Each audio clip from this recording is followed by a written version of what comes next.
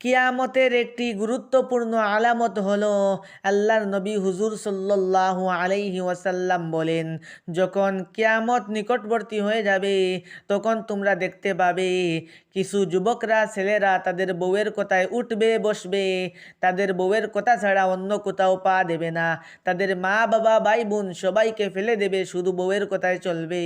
তখন তোমরা বুঝে নিবে কিয়ামত নিকটবর্তী হয়ে দাঁড়িয়েছে, কিয়ামত কাছে এসেছে। কারণ হলো যুবকরা আর রিজালু কাওয়ামুনা আলান নিসা, তারা স্ত্রীদের সর্দার, বউয়ের সর্দার, নারীদের সর্দার হবে, নেতৃত্ব দেবে। যখন নারীরা নেতৃত্ব দেওয়া শুরু করবে তখন মনে করবে কিয়ামত নিকটবর্তী হয়ে দাঁড়িয়েছে। কিন্তু যে রাষ্ট্রের প্রধান নারী হবে সেই রাষ্ট্রও ধ্বংস, আর যে পুরুষের প্রধান তার স্ত্রী হবে সেই পুরুষও ধ্বংস, সেই পরিবারও ধ্বংস। আল্লাহ রব্বুল আলামিন ওই ধ্বংস মানুষদের কাছ থেকে মুক্তি দান করেন, আমিন।